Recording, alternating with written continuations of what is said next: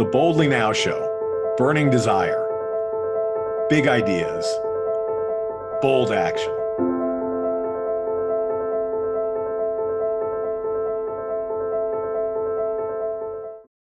Welcome to the Boldly Now Show. This is Michael Sean Conaway, and together with my friend Jules Schroeder, we'll be interviewing Miki Agrawal. Miki was a big part of my movie We Rise Up. She's the founder of Wild, Thinks, and Tushy, all social ventures. She's the author of the books Do Cool Shit and Disruptive.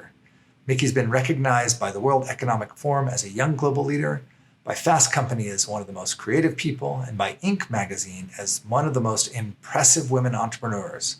Miki, welcome to the Boldly Now Show. Happy to be here. Miki, given all the things you've done, the successful books, the businesses you've launched, I really wonder how you continue to do this over and over again. How do you get your purpose in alignment with a new idea and bring it out into the world?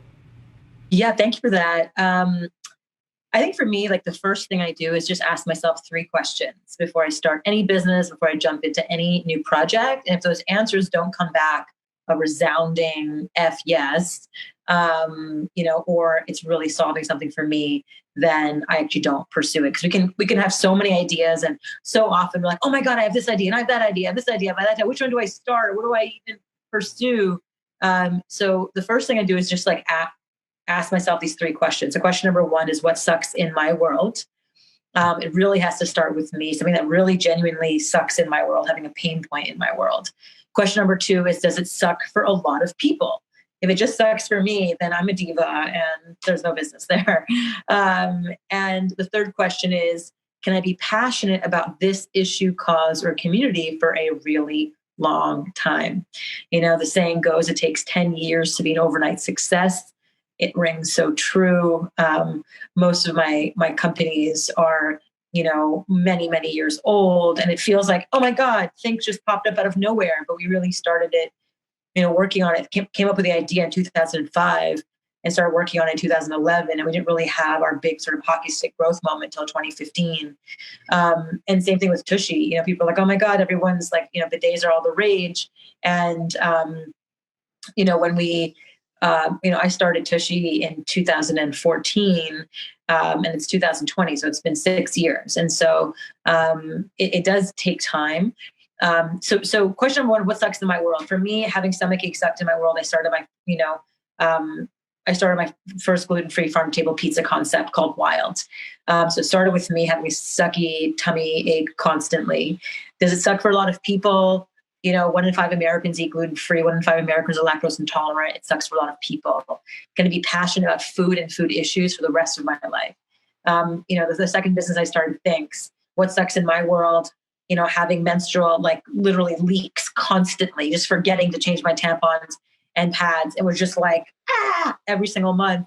And so it sucked for me. It was a messy experience. It was just a really time consuming experience for me. And so it sucked for me. It sucked for a lot of people. Every single woman who is watching this will raise their hand if they've ever experienced a leak, an accident, an issue during their periods.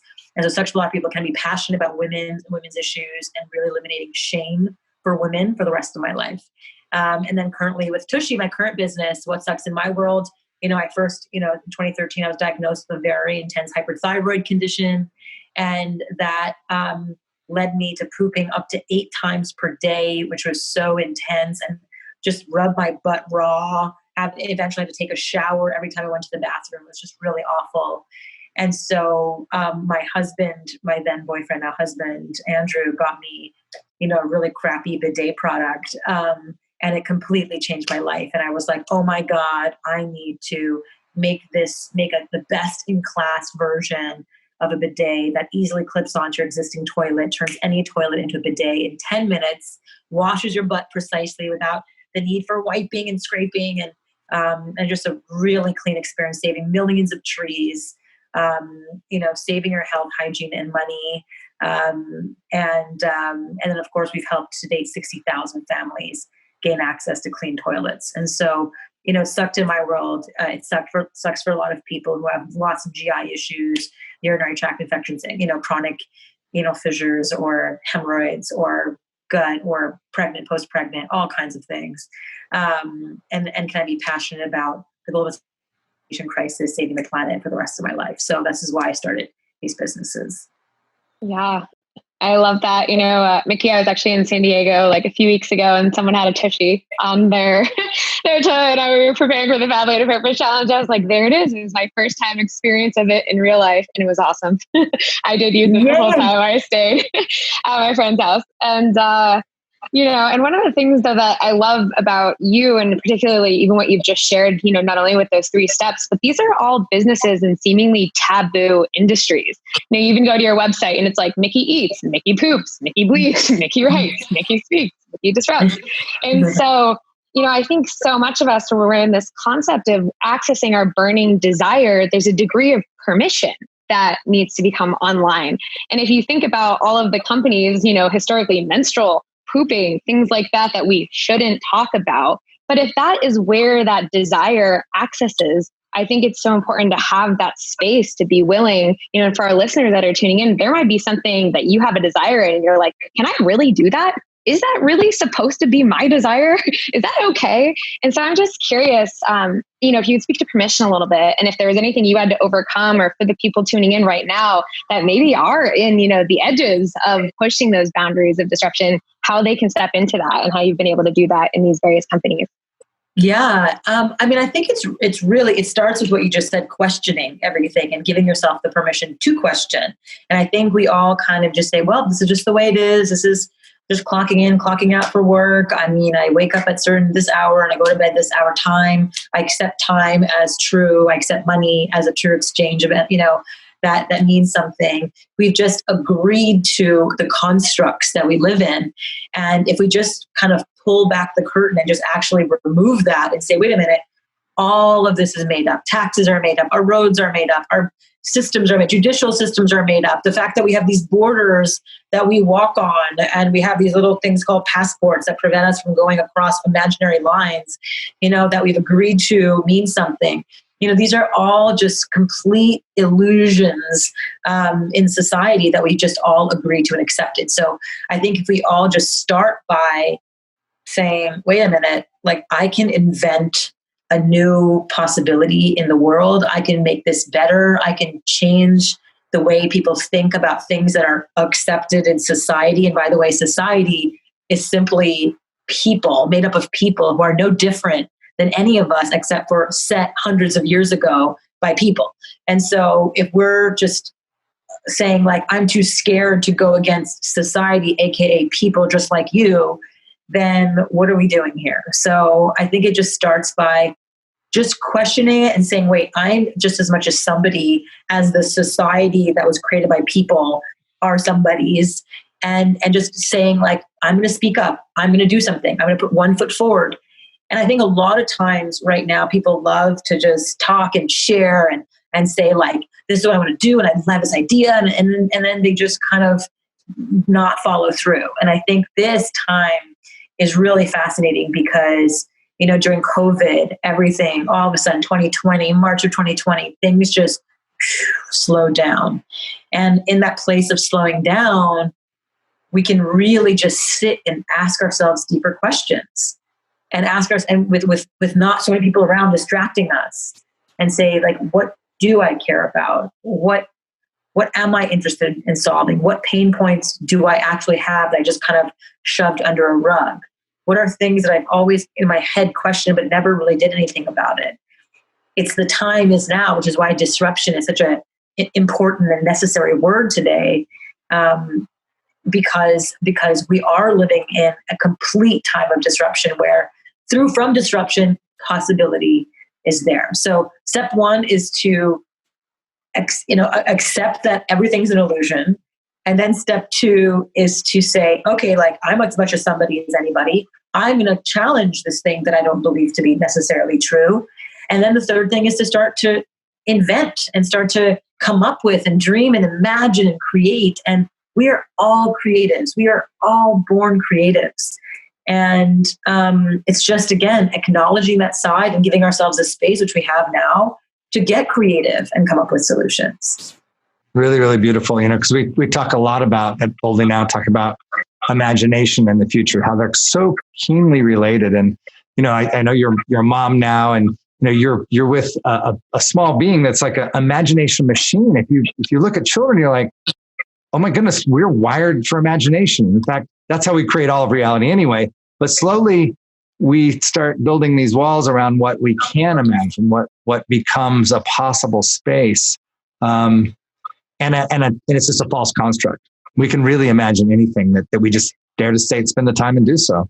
Yeah, there's like this amazing story that's actually in my book, Disrupt Her, that talks about this gentleman named Gordon McKenzie, who was one of the top creative directors at Hallmark for 30 years. And every month he would actually go to elementary schools to talk with children because they were just vessels of creativity and imagination. And he would just gain inspiration from these children. And so he would go to kindergarten kids and he said, he would ask, who here is an artist? And literally every single kid would be like raising their head, like jumping out of their seats, like going nuts, just saying, I'm an artist, I'm an artist. Every single kid believed that they were artists. Then slowly he got to first graders. Who here's an artist? Half the kids raised their hands this time, static, not jumping out of their seats. Second grade, who here's an artist? A quarter. By the time he got to sixth grade, it was like one kid who was kind of like, don't call me out as an artist. And it was such an incredible story to read that just shows societal indoctrination of just like beating out the creativity in all of us and saying you have to conform or you're not going to be successful. Again, an illusion by societal standards, which is to get married with a kid and a thick white picket fence and the home and the car and the blah, blah, blah. It's like, who says? And so, I think with just that in mind, we're all creatives. And how do we kind of rejigger or reopen our creative juices? It's really by being in nature, by giving ourselves space and stillness to just think and ponder. And naturally, it will come back. Naturally, we don't have to do anything. We don't even have to try. There are ways to kind of like get the cobwebs out if you want to take an improv class or if you want to watch improv or if you want to look at art and if you want to, again, walk around in nature and if you want to spend time with children. These are all ways to kind of, really shake that creativity side of ourselves back alive and back awake. But we're all born creatives. And I think with that knowledge in mind, we can create anything. And so once we have the know-how, it's like, okay, like I have a problem, I'm going to solve it.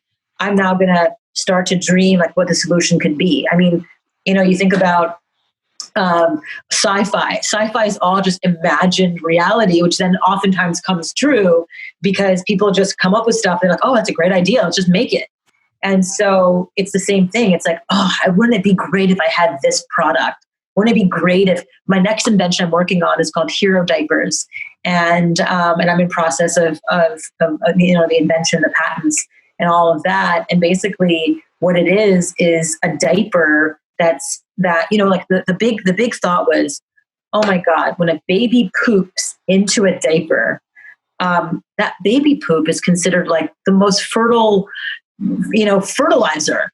And how is it that we're just wrapping it up in a diaper and just throwing it in a landfill, not allowing it to actually be put to work and put to use? And so my next invention is a baby diaper made out of material that has mycelium in it. So when the baby poops, actually it helps fertilize the mycelium and then eats the diaper, and then it gets thrown into a landfill, and the mushrooms from the diaper eats the plastics in a landfill. And that was just literally imagined. And I was like, what if we can create a baby diaper that not only can eat itself, but start eating plastics in the landfill? And the answer is, it is possible. And so I found the scientists in Pakistan, I found the team, I found it, and now it's underway. And it all started with just like thinking about it and questioning it. Like, this is so much waste. I mean, 300 to 800 years, this stuff is just going to be thrown in the garbage. Like, this is crazy for diapers to decompose will take 300, 800 years. So it just starts with like, okay, I have this crazy idea. Then you start to prove it out, talk to people and talk to scientists and and then they help you figure it out too. That's it. It's not more complicated than that. It's funny. You very, very briefly said, I get this desire. There's something that sucks that I don't want in the world, or something I do want in the world. Diapers sitting in the landfill 800 years sucks. I'd actually like to have the diapers just decomposed by some natural source. You get an idea, it could be like mushrooms. Wouldn't that be weird? And then you go into action. This is really important. Your action is you didn't invent the diaper. You got on the phone or on the email and you contacted people who might know something you don't know. Because your creativity is limited by the input you have. Now you're getting that information from somebody else. And then the craziest thing happens is their burning desire gets caught up. Oh, I guess we could turn diapers into little mushroom farms. And suddenly they're thinking about things they've never thought about. And then you're getting new information that makes your creativity go off. Theirs is going off. And then sure, there's things to solve and problems to handle. But it's that moment of being willing to get into action, being willing to say, well, I don't know, maybe what if I ask somebody else? And you talked about people getting ideas and getting stuck. And I think often they get stuck because they feel like that first step has to be a genius step. Like I have to make like an Einstein-sized step in order to invent a business. But sometimes the steps are just really, really tiny. But each one of those builds on the next one. Yep, that's it. And it's micro iterations. In my book, Disruptive, I talk about, my favorite saying, which is iteration is perfection. It's not being perfect. That's the aspiration. It's actually the iterative process that's perfect. It's like the constant learning, the constant growing, the constant figuring out. Like that's the perfection of it all.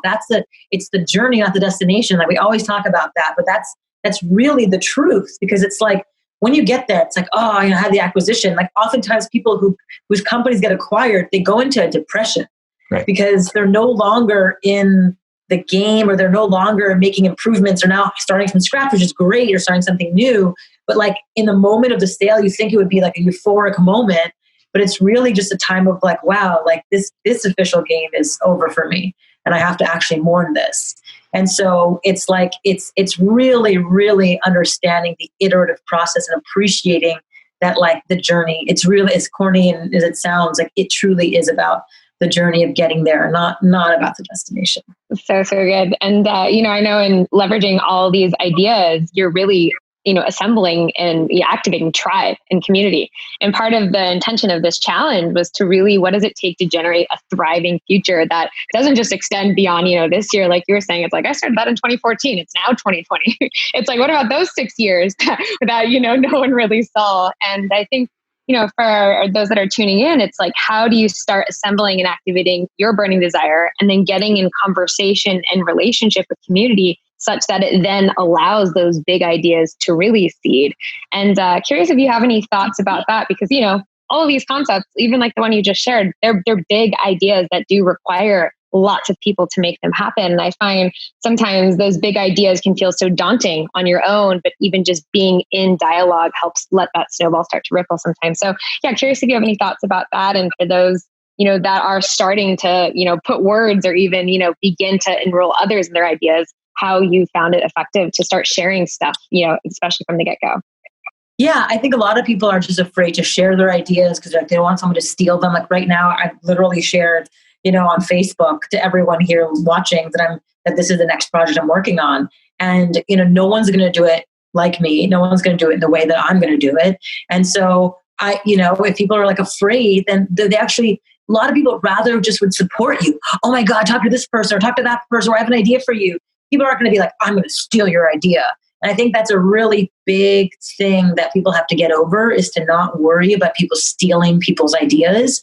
It might happen in a small fraction of people, but for most of it, if I'm sharing and sharing and sharing, I'm getting ideas, I'm getting introductions. Oh, you should meet this person. Oh, you should meet that person. And it actually so benefits the growth of my business and creates momentum and gives it juice and keeps the wheels oiled versus or the engine oiled versus just, doing it myself in a silo and not telling anybody. So I always say over communicate, share as much as you can. And, obviously not to like the shady types, but like, to anyone, to be honest. It's just, I'm always in the business, the sort of, like in the camp of sharing the not. And then like, in the sharing, you get an idea, and then you start to put together a plan, and it starts to formalize because you're getting different ideas. I always think about Who Wants to Be a Millionaire, the show. And it's like, you ask the audience and it's like, versus like the person trying to come up with the answer on their own. The audience always knows, like together, collectively, the answer is always right. Like the audience is pretty much never wrong. And so to be able to harness, all these different opinions creates a better product in the end. Yeah. And I want to really point out, and you can talk about this somewhere in depth. We're not talking about sharing being this thing where you tell everybody how great your idea is. It's not about you can tell everybody great ideas. You can be really excited about it, but it's not pitching. It's literally, and the more important sharing is, man, I want to do this, but I don't know how you get the mushrooms in the diaper. Yeah, exactly. It's not like, it's not like selling your business. It's just like talking to people about it, asking questions. What do you think? Like, based on your perspective, because, like Thich Nhat Hanh said, or the Buddha said, a point of view is just one point of view. Like that's the point. And so, and the right view is just, there's never a right view. Like in the Eightfold Path, one of the things is the right view, but it's actually never really a right view. So everyone's view is a right view in a sense. And so to gather as many views as possible is way more valuable than just having one. And so 100%, that's what I mean. And then sharing the things we're struggling with. The grappling is where other people can help us. If we're already good, if like I'm good, nobody can help me, right? I've got to say, man, I just can't figure this out. Can you help me? Or what do you see? Or who do you know? That's when we actually get our community going. So much of it is like, please don't hang up. I have a question. Or oftentimes it's just like cold calling people who are experts. And they're like, period proof underwear it was just like, or like, okay, so much of it was just like, this is interesting. And I, for the mushroom diaper too, and for Tushy, there's so much of it was like finding the right product, manufacturer who really got the vibe and the aesthetic and the feel, the finish that I wanted. And so it was just so many back and forths, but then also so much input from other people and friends and just from different industries, just looking at this problem and the solution from different perspectives is always the best thing. I'm so moved by being in the presence of you again. We've had a friendship for many years now, and I think I do the things you do naturally, but I don't think about them in the ways that you speak about them. And so it's so refreshing to kind of get your energy and your excitement over this stuff.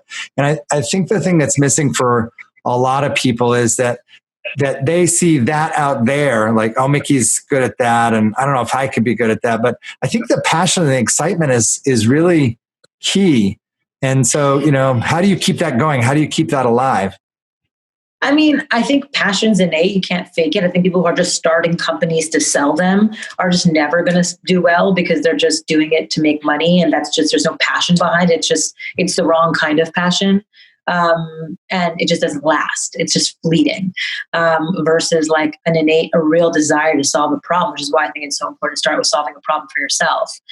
Like every time I use my Tushy bidet and turn the knob and like sip champagne, I'm like, this is fantastic. And I've changed my own life, or every time I have my period, I wear my product and I'm like, I solved my problem, and so it feels really powerful and really good to solve my own problems and solve that same problem for millions of people around the world. And so, I just think that it's always it needs to be a fun challenge.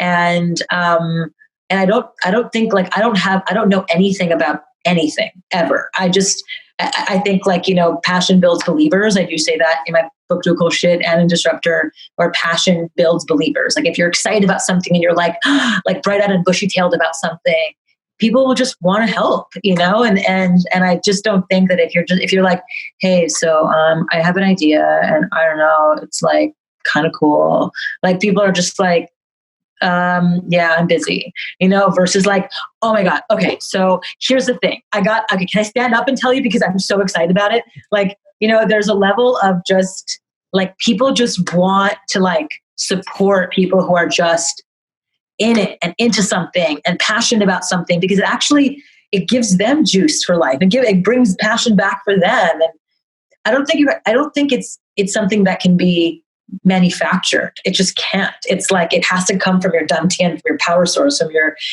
from your gut. And if it doesn't, then it's not the right project for you. And that's okay. It's okay to try something and put some of your energy into something and it doesn't work. That's cool. Like in my book, Disruptive, I talk about the scout. And I talked about that in my Instagram post a couple of days ago. The scout is somebody who, walks into the forest, oftentimes alone before like an army or a group of people crosses a dark forest, an unexpected forest.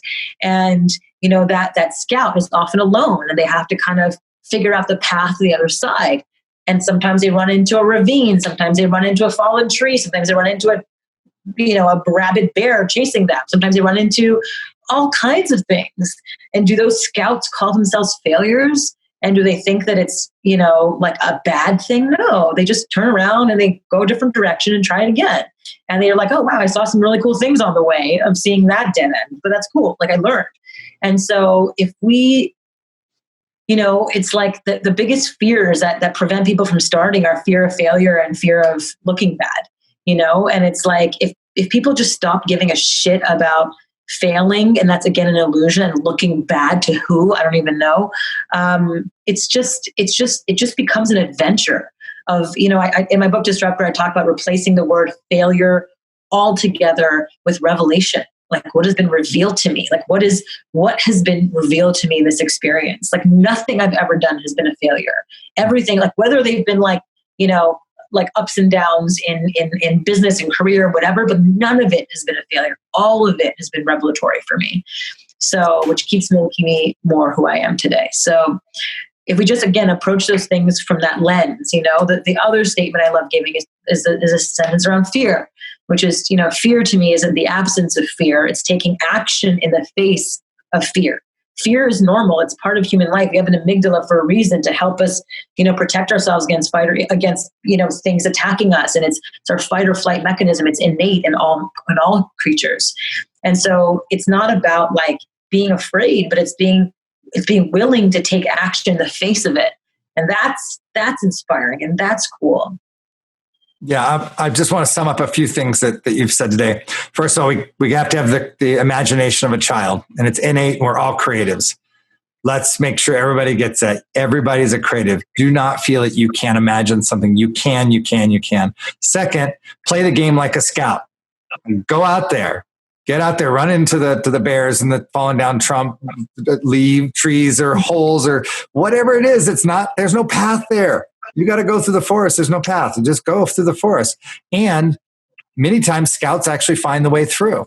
So understanding that without the scout, nobody finds the way through. Whatever it is that you've decided that you have passion for, something that sucks, you want to have not suck for everybody. And then I like the last couple pieces that came through there. No failure, just revelation, right? You move forward in action, and that if you didn't take the action, you'd never have the revelation, right? Yeah. Nothing would be revealed. It would just be, you'd still be in darkness. So be willing to get things revealed to you as you go along and learn from the revealing, then take more actions. Be a scout, be a creative like a child over and over and over again. And like you said, the last thing you said, this was it. Iteration is perfection. So all that is that cycle. We call that the generative cycle, going from burning desire to big ideas to bold action, and then back to check to see if your burning desire got fulfilled or not. And if it didn't, you got to adjust, and you got to think up new ideas, and you got to get into new action over and over and over again. And it's like a muscle. We all need to go to the gym to get good at that. And if we've never done it, if we've never been to the gym, do a push-up on your knees, like walk around the block. You don't have to run a marathon the first time you work out. And the same thing for having your ideas come to life in the world. You just have to make that next move, whatever that next move is, and see if that works. That's it. One move. Miki, I am, so moved to be with you. And so I just happy that you're in the world. Like just knowing you're in the world makes my world better. And I'm first of all, thank you for being here, part of the challenge. We look forward to having you be part of many, many things with us again.